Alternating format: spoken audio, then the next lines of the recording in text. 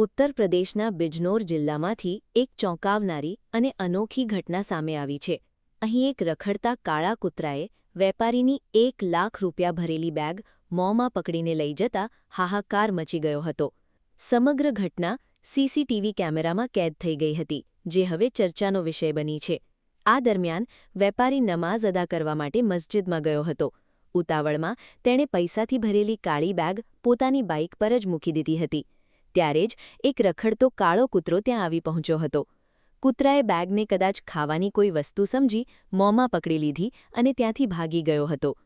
નમાઝ પૂર્ણ કરીને વેપારી બહાર આવ્યો ત્યારે બાઇક પરથી બેગ ગાયબ જોઈ તે ગભરાઈ ગયો હતો. તેણે આસપાસ શોધખોળ શરૂ કરી, પરંતુ કોઈ માહિતી મળી ન હતી. બાદમાં વેપારીએ નજીકના સીસીટીવી ફૂટેજ તપાસ્યા ત્યારે આખી ઘટના સામે આવી હતી. વિડીયોમાં સ્પષ્ટપણે દેખાતું હતું કે કાળો કૂતરો બાઇક પાસેથી બેગ ઉઠાવીને ભાગી રહ્યો છે. આ ઘટનાએ સ્થાનિક લોકોમાં ભારે ચર્ચા જગાવી છે.